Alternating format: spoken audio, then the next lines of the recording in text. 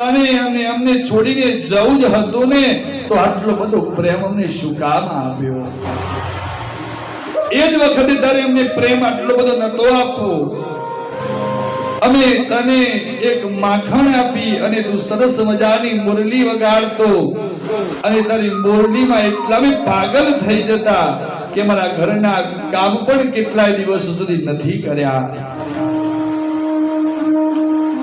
અરે કાના, તારે અમને છોડીને જવા જ હતા, તો આટલી બધી રાસ લીલાઓ અમને શું કામ રમાડી?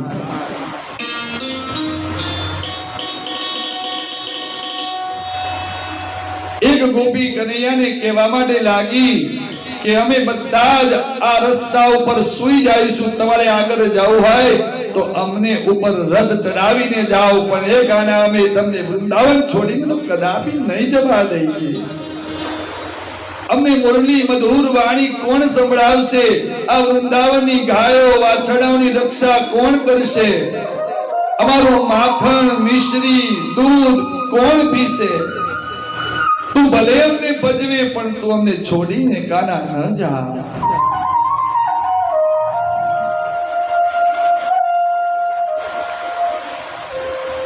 કાનો ગોપીઓને કહે છે કે તમારો અને અમારો પ્રેમ તો મારા બાપ અમર રહેવાનો છે. હું તમને છોડીને ક્યાંય નથી જતો. ખાલી તમે તમારા હૃદય પર હાથ મૂકીને એક આના બોલશો ને, ત્યારે મારો અવાજ તમારા હૃદયની અંદરથી આવશે.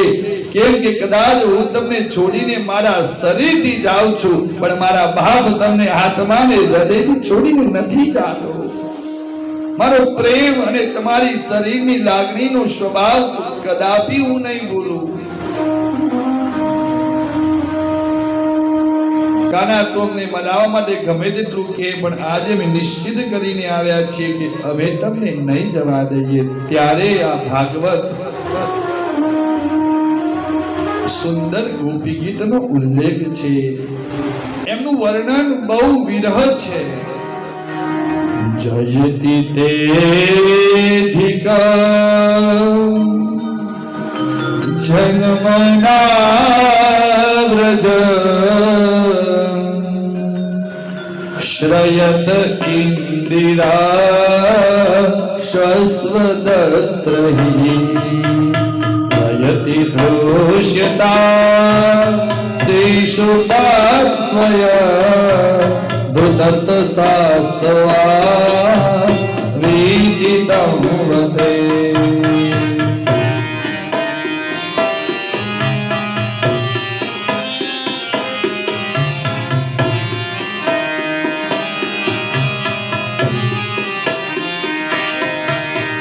સુરદુદાક્ષયે સાધુ જાસરા સિજદરસ્યા શ્રીમુખાદુષા સુરતનાથયા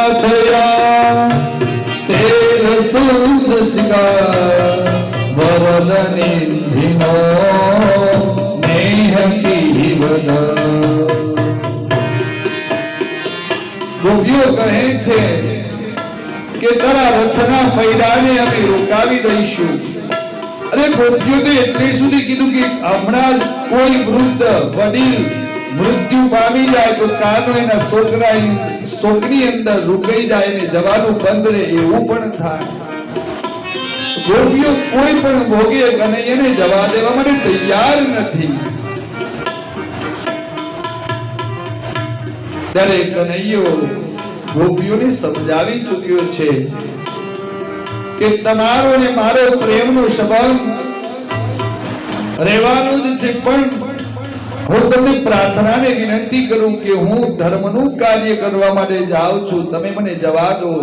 ત્યારે એક ગોપી કહે છે કે જો આપણા કાનાને જ એની મરજી મુજબ જ જાય છે તો જવા દેવામાં કઈ વાંધો નથી. ખૂબ આદિજી ખૂબ પ્રયત્ન કર્યા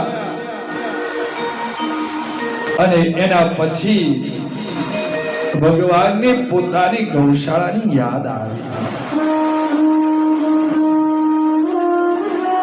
ગોપીઓ તો ત્યાંના ત્યાં જ હજી ઊભી છે, ગોવાળિયાઓ ત્યાં જ ઊભા છે, જવાનું નામ લેતા નથી. અને ભગવાન ગૌશાળા તરફ નજર નાખે તો મારા બાપ, આ તો બધી ગોપીઓ તો મનુષ્ય હતી, આપણા જીવ પરમાત્માની હતી, પણ આ બાજુ તો ગાય જેવી ગાયો મારા બાપ ગૌશાળાની એક પણ એવી જોવા ન મળે કે જે મારા બાપ ન રડતી હોય. ગાયો પણ વૃંદાવનની રડવા લાગી છે કે તારા જેવો પ્રેમ કાનાવે મને કોણ આપશે. નંદ બાબા સવારના 6 વાગ્યાનું નિંદામણ નાખ્યું છે આગળ, પણ એક ગાય મોઢામાં નથી નાખ્યું કે આજે તો મારો ગાનો વૃંદાવન છોડીને ચાલ્યો જવાનો છે. મારા બાપ ગાયોને પણ આ લાગણી અને પ્રેમનું ભાન છે.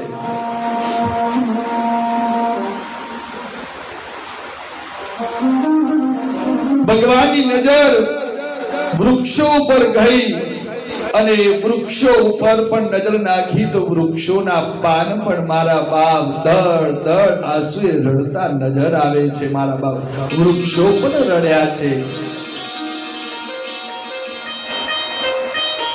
વૃંદાવનના મંદિરોના ઘંટનાદો પણ બંધ થઈ ગયા છે.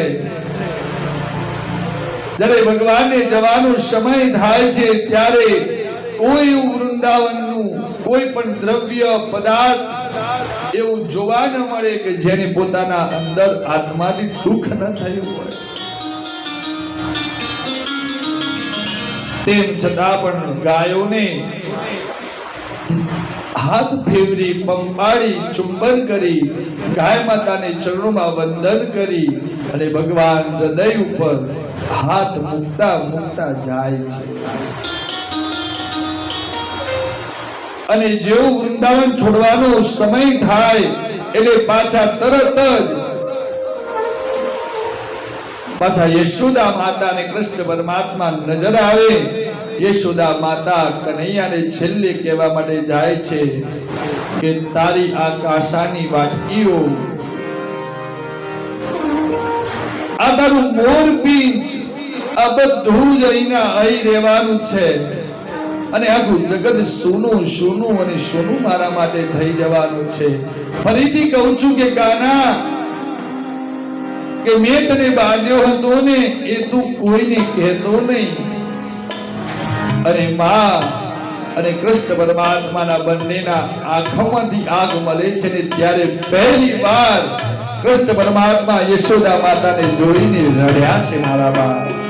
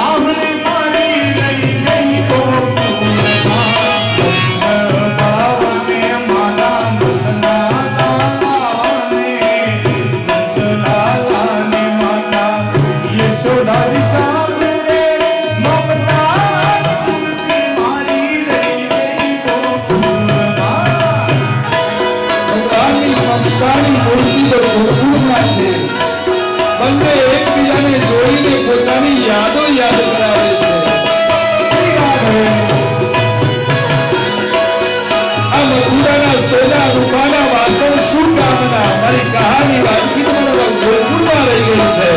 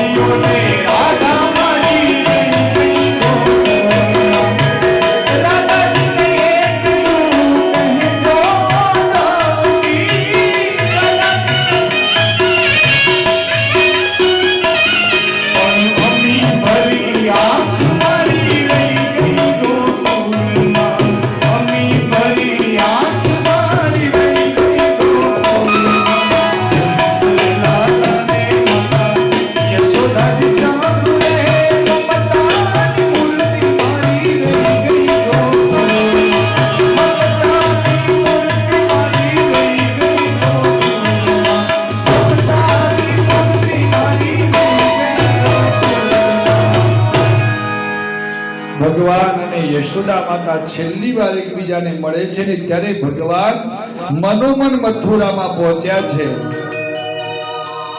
અને જે સુવિધાઓ ત્યાં મળવાની છે એની કલ્પના ગોકુળના એના જીવન ચરિત્રો પર કરે છે. કે કદાચ મથુરાની અંદર મને 56 ભોગ સોનાના વાસણમાં મળશે, પણ મારી માં જે મને પ્રેમથી, મારા બાપ મને કાસાની થાળીમાં જે માખણ મિશ્રી પીરસીને આપતી હતી ને, એ સ્વાદ હવે નહીં આવે. કદાચ ત્યાં નોકર ચાકર દાસ દાસીઓ કદાચ મથુરાના પટાંગણમાં અમારા જોડે મૂક્યા હશે, પણ જે મને બાપ તરફથી જે પ્રેમ અને ભાવ વાત્સલ્ય મળતું હતું એ નહીં મળે. કદાચ મને ત્યાં સોનાનો મુગટ પણ પહેરાવવામાં આવશે, પણ મારી જે મોર પીંછની પાગ છે ને એવી શોભા તો મને નહીં મળે. અને મનોમન છેલ્લે જતા જતા પણ કહેતા ગયા કે કદાચ તમને મારી રાધા મળે ને તો એને કહેજો કે તારા જેવી અમી ભરી આંખ અને પ્રેમ મારા બાપ આજીવન કોઈ જગ્યાએ નહીં મળે. આ કલ્પનાના અવાજો રુદનથી સાંભળી અને યશોદા માતા અને કૃષ્ણ પરમાત્મા જગતમાં સૌપ્રથમવાર માનો વાત્સલ્ય પ્રેમ જોઈને રડવા દળદળ આંસુ લાગ્યા છે. અને આ પ્રેમ ભાવ બંનેનો જોઈને એવું કહેવાય કે ગોપીઓ એટલું બધું રડી છે, એટલું બધું રડી છે એનો કોઈ પાર નથી. ધીમે ધીમે ભગવાનનો રથ યશોદા માતાને ભેટ્યા, મળ્યા અને ગોપીઓએ રસ્તો કર્યો અને આગળ જતા હતા. ત્યાં કિચડ જેવો પાણીનો વેરો આવ્યો એટલે અક્રૂરજી કહેવા માટે લાગ્યા કે વરસાદનો સમય નથી ને આટલું બધું પાણી ક્યાંથી? ત્યારે મારો કૃષ્ણ કહે છે કે અક્રૂરજી, આ વરસાદના પાણીનો પ્રવાહ નથી, પણ જ્યારે આગલી રાત્રે મારી રાધાને ગોપીઓને ખબર પડી છે ને કે હું સવારે જવાનું છે, તે રાતભર મારી રાહ જોતા જોતા જે અશ્રુભીની આંખો પડી છે ને, એટલા માટે આ રોડ આટલા બધા પાણી પાણી પાણી છે મારા. આ વરસાદના પાણીથી આ કીચડ નથી થયો, પણ મારો પ્રેમ અને વાત્સલ્યતાનો આ કીચડ છે મારા બાપ. આ પ્રેમ અને વાત્સલ્યતાનો ભાવ છે યાર. નીંદ ગઈ મોહે ચૈન નહીં, ગઈ શ્યામ તો ઉપજા પાસ રે. ઘર આવો મોરે સાંભળિયા, ઘર આવો મોરે સાંભળિયા કાના. નીંદ ગઈ મોહે ચૈન નહીં, નીંદ ગઈ મોહે ચૈન નહીં, ગઈ શ્યામ તો ઉપજા પાસ રે. ઘર આવો મોરે સાંભળિયા કાના, ઘર આવો મોરે સાંભળિયા. ઓ ઘર કી પ્રીત પસંદ ન આવી, ઇન્હી પ્રીત પરાઈ. ઓ ગોરી રાધા કો વિસરાઈ, કાલી ફૂગજા બાઈ સખી, કાલી ફૂગજા બાઈ. ગોકુલ સોના મધુવન સોના, ગોકુલ સોના મધુવન સોના, સોના યમુના ઘાટ રે. સુમીરે સબ કાવરિયા કાના, સુમીરે સબ કાવરિયા કાના. નીંદ નહીં મોહે ચૈન નહીં, ગઈ શ્યામ તો ઉપજા પાસ રે. આવો બજાવો બાંસુરિયા કાના, ઘર આવો મોરે સાંભળિયા કાના. આવો બજાવો બાંસુરિયા. नींद गई चैन गई, सब कुछ पूरे गोकुल के अंदर सुना सुना हो गया है. यमुनाનો ઘાટ, વૃંદાવનની ગાયો, વૃંદાવનની ગોપીઓ, વૃંદાવનની રાધા, બધું જ સુનું સુનું ને સુનું થઈ ગયું આખું જગત.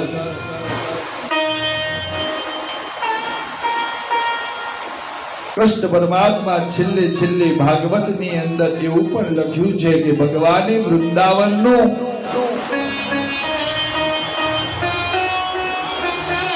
મનથી નહીં પણ તનથી છોડ્યું છે. એમનું મન તો જ વૃંદાવનમાં જ છે. ભગવાન આગળ વધ્યા, ધીમે ધીમે યમુના નદીનો ઘાટ આવ્યો. ત્યારે ક્રૂરજીએ ભગવાનને કીધું કે મારે સ્નાન કરવું છે, મને આદેશ આપો. અને અક્રૂરજી યમુના નદીની અંદર સ્નાન કરવા માટે જાય. એક ડૂબકી લગાવી એટલે ભગવાન પ્રભુના અંદર ધરામાં દર્શન થયા. ગભરાઈ ગયા, બહાર આવ્યા. બીજી ડૂબકી લગાવી તો શંખ ચક્ર પદ્મ ધારણ ભગવાનનું સ્વરૂપ દેખાયું.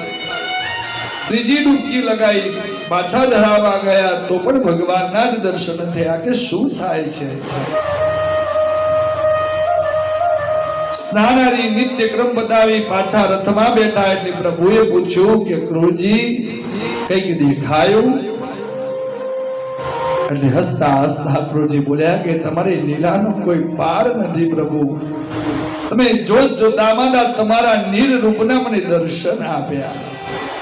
મારો ફેરો ફરી ગયો. આ જીવનનો મારો સફળ ફેરો પૂર્ણ થયો. રથ મથુરાની ભાગોળે આવી પહોંચ્યું.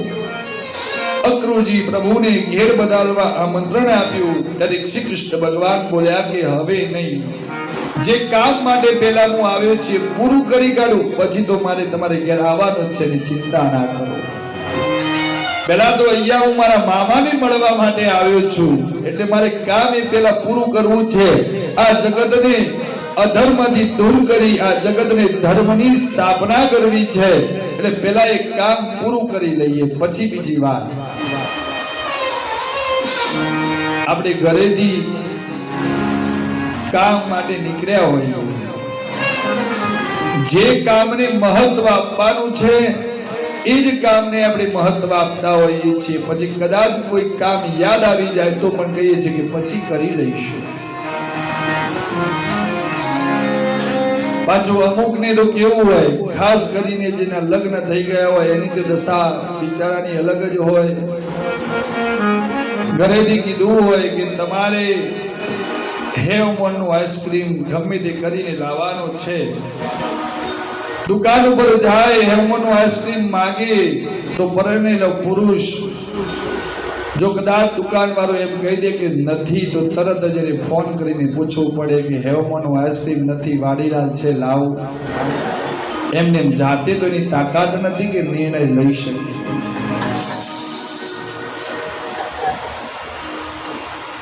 ટૂંકમાં મારો કહેવાનો ભાવાર્થ છે કે આપણે અને આખું જગત, આખું સચરાચર સંસાર એ શક્તિના આધીન છે.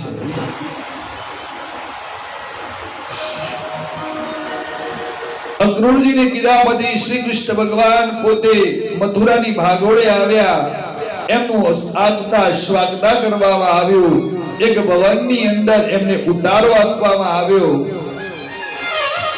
તો ભગવાનને મન થયું કે લાવો આજે મથુરાની નગરીઓમાં, મથુરાની ગલીઓમાં આપણે ફરી આવીએ, મથુરાને પણ પવિત્ર કરી દઈએ.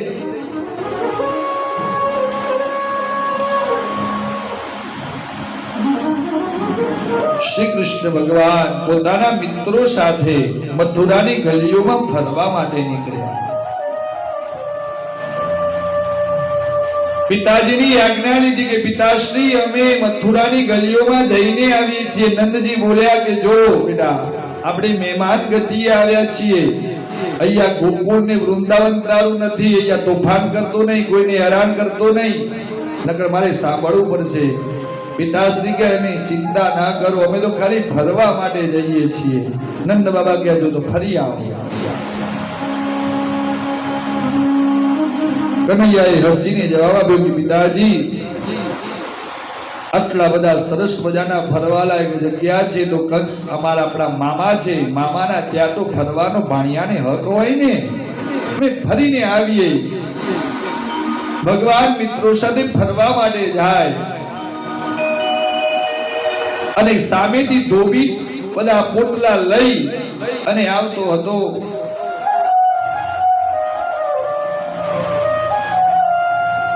ધોબીએ ધોયેલા વસ્ત્રોના મોટા ઘાસડા પોતાના માથે ઉપાડેલા. બીજા 2-3 ધોબીઓ સાથે હતા પણ વસ્ત્રના પોટલા ઉપાડેલા હતા. સુકનમાં જ પ્રથમ જ સામો મળ્યો એટલે પ્રભુએ શાંતિથી પૂછ્યું કે ધોબીભાઈ, અમે બધા ગામડામાં રહેવા વાળા સંતાનો છીએ. અમારા બધાના વસ્ત્રો મેલા અને ગંદા કેટલાય સમયથી થઈ ગયા છે. આ ધોયેલા વસ્ત્ર પહેરવા માટે આપો ને એમને.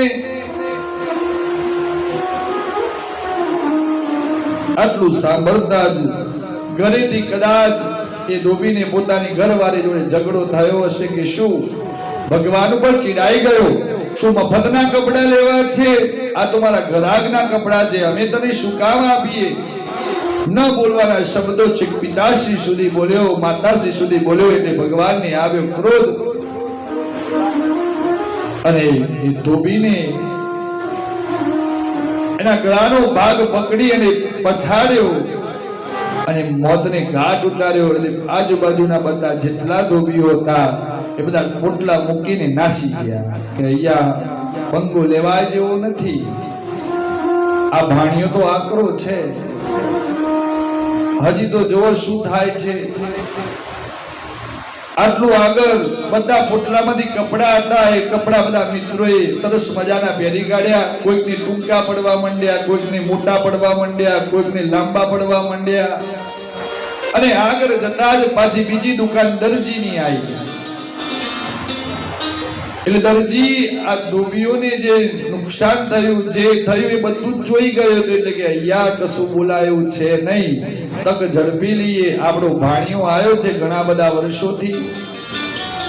એટલે ભગવાને એ દરજીના ત્યાં ગયા અને વિનંતી કરી કે દરજીભાઈ, અમારા બધાના કપડા ટૂંકા, મોટા, લાંબા ને એવા બધા છે. અમે બીજા કપડા લઈને આવ્યા નથી, હજી મામાના ઘર સુધી પહોંચ્યા નથી, એટલે અમને થોડા કપડા વ્યવસ્થિત કરી દો. એટલે દરજીએ તો કંઈ પણ બોલ્યા વગર એની સેવામાં લાગી ગયા. દરજીનું માપ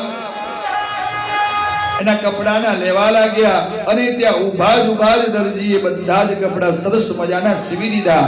એટલે ભગવાને એ દરજીને આશીર્વાદ આપ્યા કે જ્યાં સુધી જીવશો ત્યાં સુધી તમે શિવ ને શિવ જ કરશો અને લક્ષ્મી તમારા ઉપર ખૂબ પ્રસન્ન થશે. વ્રજભાઈ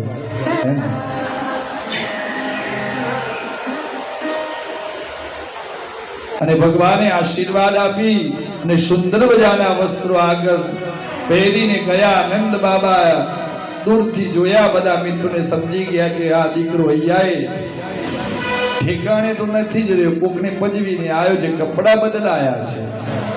નંદ બાબા કહે કે અહીંયા શું કર્યું, બોલો ને તારા પરાક્રમનું વર્ણન. કે પિતાશ્રી કઈ નહીં, એક સૌપ્રથમ ધોબીજી મળ્યા, મેં કપડા માંગ્યા, ન આપ્યો, તેને પૂરો કર્યો. અને પછી કપડા ટૂંકા પડતા હતા, ગંદા થઈ ગયા હતા, એટલે કપડા પહેર્યા. અને ટૂંકા પડતા હતા, લાંબા પડતા હતા, એ બધાને અમારા દરજી સીવી દીધા. બીજું કઈ કર્યું નથી. હવે કરવાનું તો સવારે છે.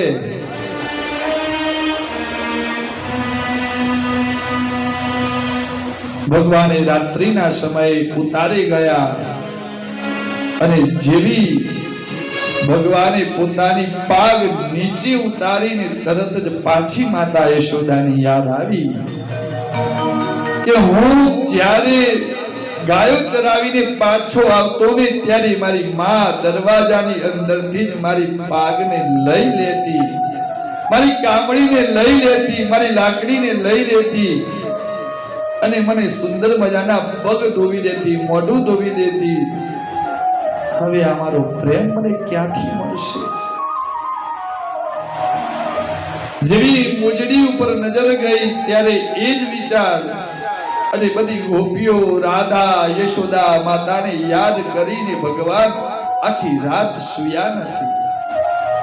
આ બાજુ કંસ પણ એ જ પરિસ્થિતિમાં છે. સવારે શું થશે, જે મેં યુક્તિ બનાવી છે એ પ્રમાણે હું કામ કરી શકીશ કે નહીં, એ કંસ પણ સૂયો નથી. કેમ કે મૃત્યુ નજીક આવે ને એટલે ઊંઘ જતી રહે.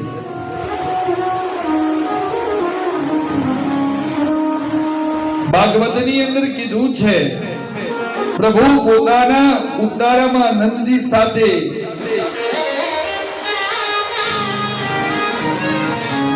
જમ્યા ને ત્યાં પોઢી ગયા. એના પછી કંસ રાજાને મૃત્યુના જ વિચારો આવ્યા છે.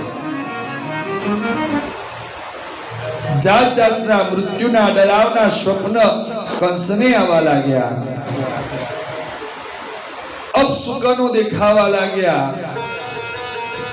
જેનું મૃત્યુ નજીક આવે તેને આ બધા લક્ષણો નજર સમક્ષ દેખાય. રાત્રે આકાશ સાથે જોવાતી ચંદ્રમાં એને ઓછા દેખાતા હોય, તારા નક્ષત્રો આ બધા બબ્બે બબ્બે દેખાય તો સમજવું કે હવે મૃત્યુની પીડા નજીક છે. તડકામાં ચાલતી વખતે પોતાની છાયામાં ઝીણા ઝીણા છિદ્રો દેખાય, પોતાના પડછાયામાં કાણા દેખાય, તો સમજવું કે હવે આપણું મૃત્યુ નિશ્ચિત છે, નજીકની અવસ્થામાં છે. પોતાની બે આંગળીઓ ધીમેથી પોતાના બંને કાનોમાં દાબી દેવી, એટલે બહારથી જ અવાજ આવતો અને બંધ થઈ જાય, કશું સંભળાતું બંધ થઈ જાય, એટલે સમજવું કે ધીમે ધીમે આપણા શરીરની નાડીઓ હવે તૂટવા લાગી છે. મૃત્યુનો ભય કોને હોય? એ પણ ભાગવતકારોએ કીધું કે મૃત્યુનો ભય એને હોય કે જેના પોતાના જીવનમાં કોઈકનું ખોટું જ વિચાર્યું હોય, ખરાબ જ વિચાર્યું હોય, એને એ સમજવું પડે કે હવે મારું સવારે શું થવાનું છે, એ વિચારતા ને વિચારતા જ રહેવું પડે, એની મૃત્યુનો ભય હોય. પણ જેના નજર સમક્ષ, જેના હૃદયમાં હંમેશા જ પોતાના સત્કર્મના જ વિચારો હોય, ભગવાનની ભક્તિના જ વિચારો હોય, એ મૃત્યુ નજીક હોય ને તે પણ મારા બાપને મૃત્યુનો ડર આજીવન રહેતો નથી. મૃત્યુનો ડર તો એને લાગે જેના જીવનમાં કપટતા હોય. અને કદાચ તમારા જીવનમાં પણ તમને એવો કોઈ ડરની અનુભૂતિ થાય, દુઃખની અનુભૂતિ થાય ને, તો અંતરના નાદથી મારા બાપ પ્રભુને, ભગવાનને યાદ કરજો. તમારો બાપ ભગવાન તમારા વારે ન આવે તો મારા બાપ આપણી ભક્તિ લાગે, અને અંતરના નાદથી યાદ કરવું પડે. અને આપણે તો દુઃખ આવે ત્યારે ભગવાનને મળવા જઈએ, દુઃખ આવે ત્યારે ભગવાનની બાધાઓ માનીએ. સુખમાં વ્યક્તિ પરિવર્તિત થતો હોય ત્યાં સુધી ભગવાનની યાદ આવતી નથી.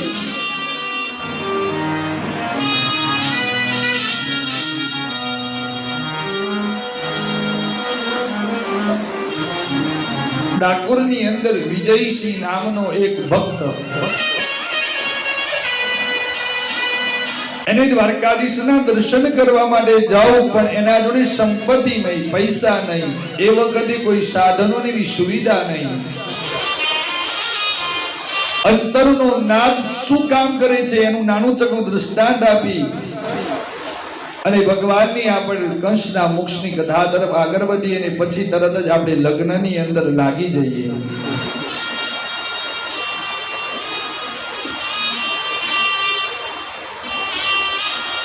આ ભક્તને ભગવાનના દર્શન કરવા, પણ એને ખબર પડી કે ડાકોરથી એક દ્વારકાધીશનો સંઘ જાય છે, તો હું પણ એની અંદર જોડાઈ જાઉં, પણ એના જોડે પૈસા નહીં.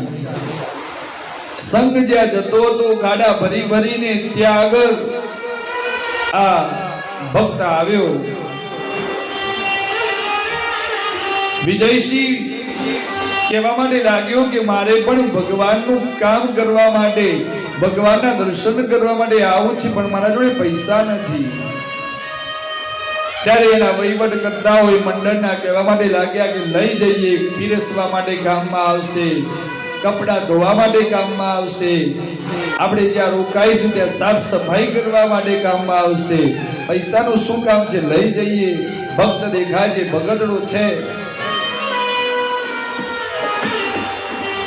અને લઈ જવા માટે રાજી થયા. ત્યારે ઘરે ગંગાબાઈ પોતાની પત્ની, એ પણ ખૂબ સુશીલ સંસ્કારી, ગંગાબાઈને કીધું કે ભગવાનનો મારો અંતરનો નાદ સાંભળ્યો છે, દર્શન કરવા જવાનું નિશ્ચિત થયું છે, એટલે હું હવે દ્વારકા જવા માટે જાઉં છું. કે સ્વામીજી જાઓ, મને તો આનંદ છે. અને વિજયસિંહ પોતે દર્શન કરવા માટે ગયા, દ્વારકાધીશને મળ્યા. દ્વારકાધીશના દર્શન કરતા કરતા અશ્રુભીની આંખો રડી રહી છે. કહેવા માટે લાગ્યા કે વાહ, ધન્ય છે તારી લીલાને, મને દર્શન કરવાનું ખાલી અંતરના નાદથી કીધું ને દર્શન થઈ ગયા. અને નિયમ લીધો કે આજથી હવે હું દર પૂનમ ભરવા તારી દ્વારકાએ હું ગમે તે ભોગે આવીશ, એવો નિર્ણય લીધો. અને મારા બાપ આ વિજયસિંહ નામનો ભક્ત છેક 90 વર્ષ સુધી ડાકોરથી દ્વારકા અઢી મહિના સુધી એનો પ્રવાસ ચાલતો જાય, અને ભગવાનની પૂનમો ભરે. પણ ધીમે ધીમે શરીર એનું શોર્ટમાં ટૂંકમાં તમને આ દ્રષ્ટાંતની વાત બતાવું, જીણ થવા લાગ્યું ત્યારે ગંગાબાઈને કીધું કે હવે હું નહીં જઈ શકું.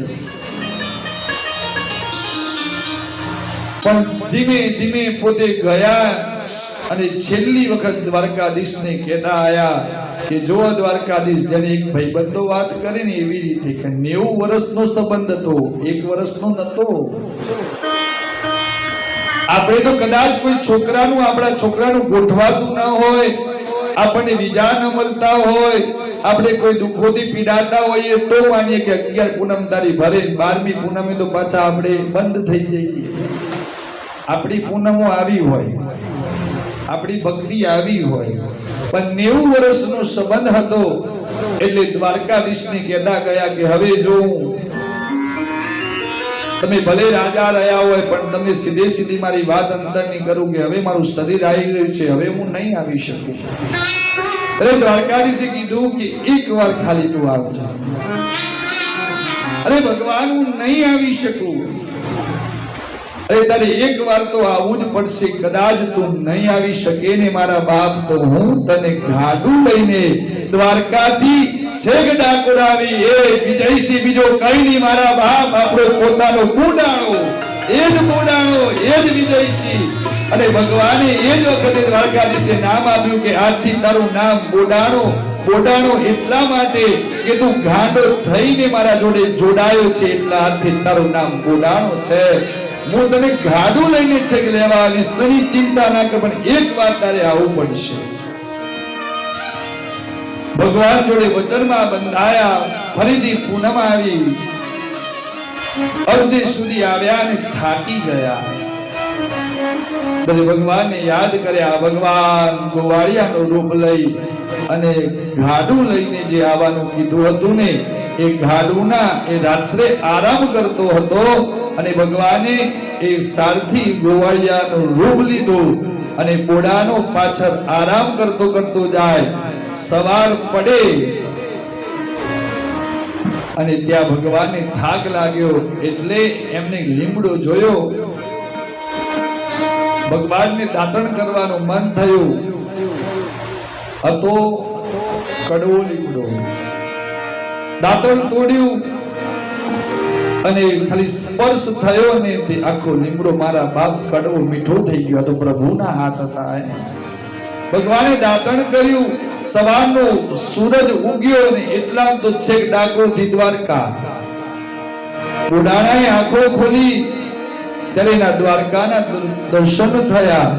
આશ્ચર્યચકિત થઈ ગયો કે હું એક જ રાતમાં 2.5 મહિનાનો પ્રવાસ એક જ રાતમાં મને અહીંયા લાવ્યું કોણ? ત્યારે ભગવાન ગાડું હાંકતા જાય, પાછળ બોડાનો વિચાર કરતો જાય. ત્યારે આપણા સાહિત્યકારો ગાય, ઓ બોડાણાનું ગાડું હાંકે રે